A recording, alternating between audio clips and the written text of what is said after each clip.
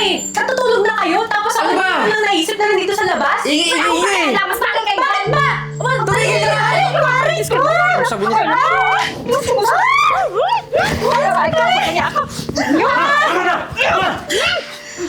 Ayan! Ano ba nangyayari dito? Ewan, sinabunutan ako niyan eh. Binabaliktad mo yung sitwasyon! Ikaw yung nanabuhat Tama sa na, akin! Chloe! Alam mo, totoo siya, marami siyang ginawang kasalanan. Ngayon, nung kinukonfronta ko na siya, nagagalit pa sa akin. Ang galing Nahiya mo, ka? acting! At inanay ko, sinasaktan mo? Nanay, tapos na naman dito sa bahay. Ito, okay lang. Nay, pwede ba paki-explain? Bakit nasa labas na yung mga gamit ko? Buti naman nandito ka na. Oo, nilabas ko talaga yung mga gamit mo doon. Kasi nandito na yung anak ko. Kapatid ni Francis. At saka, ba't lagi na lang, tuwing namamalengke ka, anong oras ka na umuwi?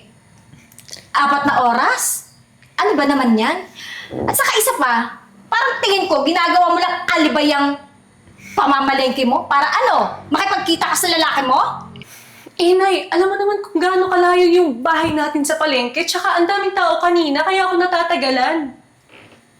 Parang hindi naman kapani-paniwala yung mga sinasabi mo. Kailan ka ba naniwala sa akin, Nay? Ewan ko ba sa anak ko? Sa dinami-dami ng babae, ikaw pa yung pinatulan? Francis? Hello, babe. Hello, Francis. Buti naman napatawag ka. Kamusta ka na? Eto, okay naman. Nga pala, babe. Sumahod na kami kahapon eh. Magpapadala sana ako para may Sino yan? pambili ka Anak ko dyan. ba yan? Francis, Yes, ma. bakit sa kanya mo ipapadala yung pera mo? Ha? Sa akin mo ipadala. Alam mo bakit?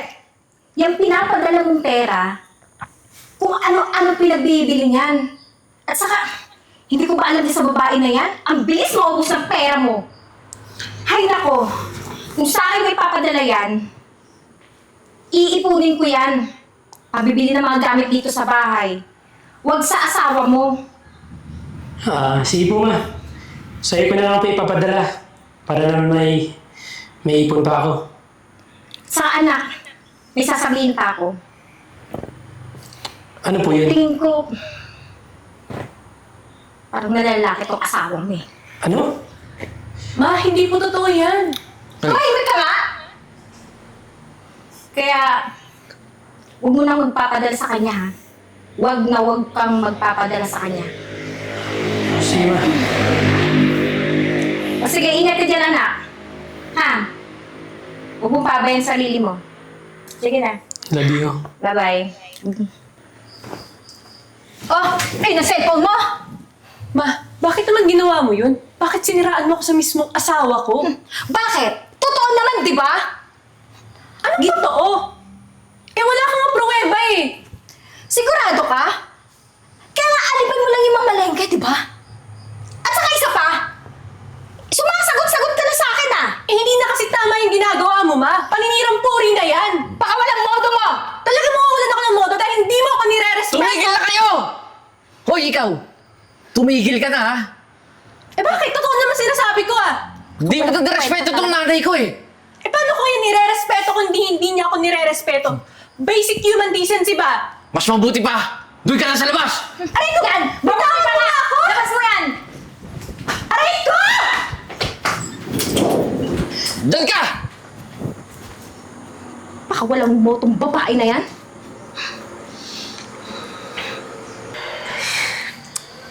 Diyos ko, gabing-gabi na.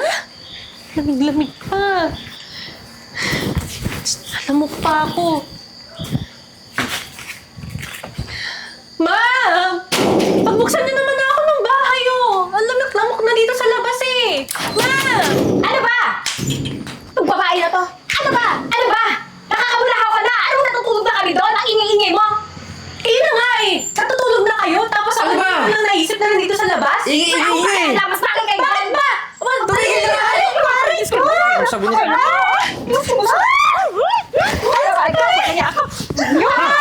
Tama! Ayan! Ano ba nangyayari dito?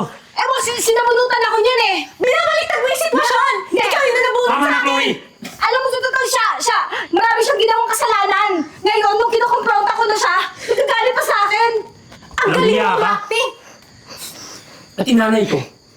Sinasaktan mo? Francis, hindi totoo yan! Huwag ka nang dahilan. Ginagawa yan sa akin! Nalalaki yan! Nahuli ko! At saka yung pera na pinapadala mo, nilulustay niya sa lalaki niya! Paano kayo nalulustay ng pera? Tumigil ka na! Gastos! Kapal na mukha mo! Hindi mo man lang inisip yung paghihirap ko sa ibang bansa. Kaya maniniwala Para maibig yung gusto mo. Tapos ikaw, nilulustay mo lang yung pera na pinapadala ko sa'yo. Talaga? Ganun, anak. Naniniwala ka pa sa nanay mong sinungaling? Francis, kilala mo ako. Kaya nga tayo naging mag-asawa, di ba? Mas kilala ko yung nanay ko. Alam mo, mas mabuti pa. Lumayas ka na at huwag ka nang babalik dito. Narinig mo yata sinabi ng anak ko, di ba? Lumayas ka daw. Kapal din talaga ng pagmumukha mo, no? Alam mo, sa totoo lang, simulat kapal, ayoko na sa'yo. Pinagpipilinta mo yung sarili mo dito. Ayaw mo umalis? Ha? Alis! Ayaw mo? Sige! Halika dito. Aray ko! Lumayas ka! Sige, sige, anak! Sige, gawin mo. Ipagtulakan mo yan sa labas. Total, ayoko naman talaga din sa babae na yan, eh. Kapal na mukha. Ay, nako. Salamat naman. Nabawasan ng limunyita dito sa bahay. Alam mo ma, salamat ha. Kung hindi dahil sa inyo, hindi ko malalaman yung mga kalokohan niya. Eh, ayaw mo makinig sa akin simula pa dati, eh. Sinasabihan na kita na lalaki ang asawa mo. Hindi ka nakikinig sa akin. Ay, Tsaka nako. na ma, alam mo naman na malaki yung tiwala ko sa asawa ko. Pero, huwag niyo nang isipin yun. Pero anak, tama yung desisyon mo na pinalayas mo na yung asawa mo na yun. Walang kwenta yun. Ay, nako. Tara na ma, pumasok na tayo. Tara na. Sira na tao. Sit. Gabi-gabi. Oo, kuya. Inaantay ko lang kasi yung driver ko. Ang tagal-tagal. Kanina pa ako dito eh. Ma'am, excuse me po. Pwede po bang makahingi ng tubig or kahit pagkain? Nahihilo na po kasi talaga Naku ako. ko.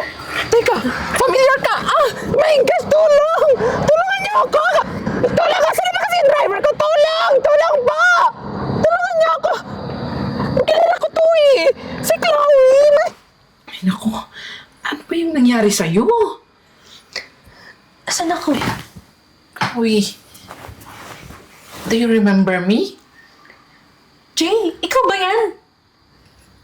Do you remember me kapag nag-iisa? Yung ex ko na. Pumato sa bakla na natuluyan maging bakla. Ako to nga. Oo nga, ako nga si Jay. Grabe, sobrang laki ng pinagbago mo. Eh, sabi ko naman kasi sa'yo, di ba? Nung tayo pa lang, sabi ko sa'yo na, inamin ko naman sa'yo na iba talaga ako. Ikaw naman pumilit na maging tayo eh. Tsaka, tinan mo, di ba? Mas babae pa ako sa'yo ngayon. Pero may iba tayo. Ano ba kasi yung nangyari sa'yo? Tsaka, bakit ka nanglilimos sa daan? Ano ka ba? Hindi na ikaw yung dating Chloe na kilala ko. Tingnan mo, ang laki ng pinayat mo. Long story. Sinabi ko sa'yo. Sabihin mo na, ano ba yun? Pinalayas kasi ako sa amin nung biyanan ko. Okay. Kahit yung mismong asawa ko, hindi ako pinapaniwalaan eh. Pinagtabuyan na nila ako. Tapos, Ayun, naging palaboy ako. eh walang kwenta pala yung biyanan mo eh. Pati yung asawa mo, bakit hindi ka naman lang nagsumbong sa asawa mo?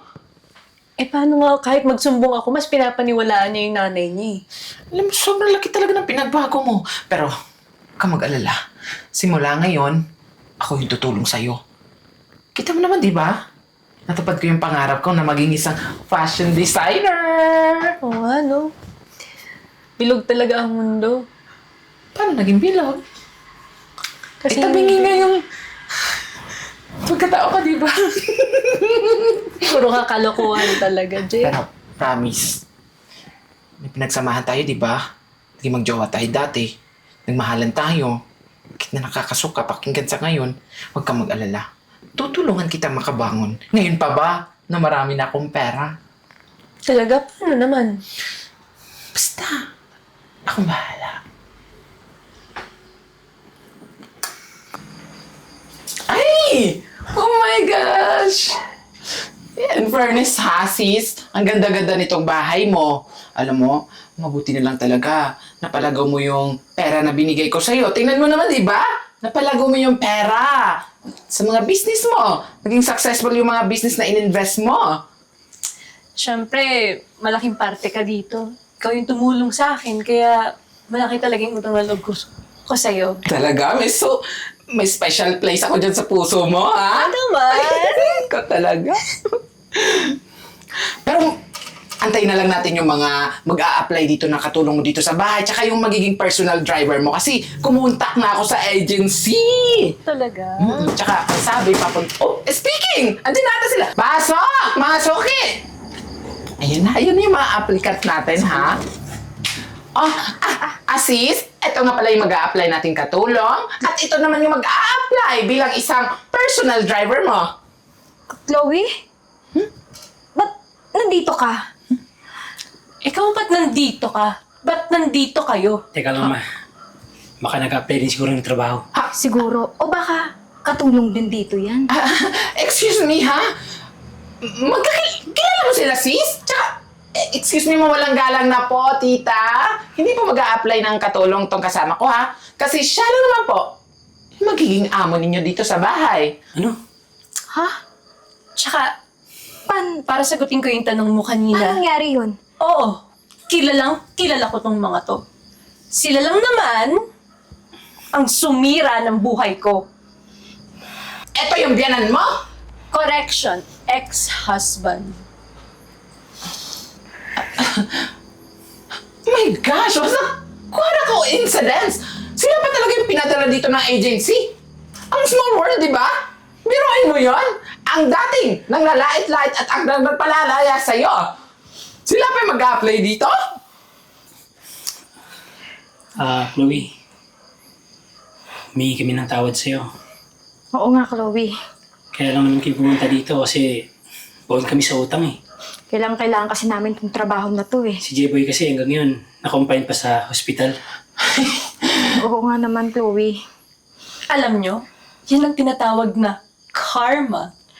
And lahat naman nangyayari sa buhay ninyo ngayon, deserve ninyo yan. Chloe naman. Alam mo, wala tayong pinagsamahan ah. Wala talaga kayong pinagsamahan. Kasi tinapon mo siya ng parang basura. Tingnan mo ngayon. Ginto na, di ba? Nakikita mo yung asawa mo? Dating basura ngayon, ginto na. Chloe, patawarin mo sana kami. Lalo sa mga nagawa ko sa'yo dati. Sana, baka naman pwedeng balikan mo naman yung anak ko. Nagbago na siya. Alam nyo, matagal ko na kayong napatawad. At tingnan mo naman yung sitwasyon ninyo ngayon. Kulang na lang, maawa ako sa inyo. Pero hindi na ako tumatanggap ng taong walang dignidad at prinsipyo, lalong-lalo ka ng babae ka. Mukha kang pera! Tama ka dyan, sis. Kaya kung ako sa inyo, umalis na kayo dito kasi hindi pa lang kayo nagsisimula, pero you're fired. Narinig nyo naman, di ba? Tara na, anak. Tara naman. Diyos ko, sis. Alam mo, ang galing mo dun, ha? Pero sis, in fairness sa'yo, ha? Proud ako sa'yo kasi nakayanan mo yung mga pagsubok mo sa buhay. Biruin mo yun, ang dami-dami mong pinagdaanan dun sa mga lalaki. Mga pagsubok sa buhay mo. Talagpasan mo. I'm so proud of it. Siyempre, ako pa ba? Ako, Wonder Woman. Ay, ako naman, Sir Wonder Superman mo. Ay!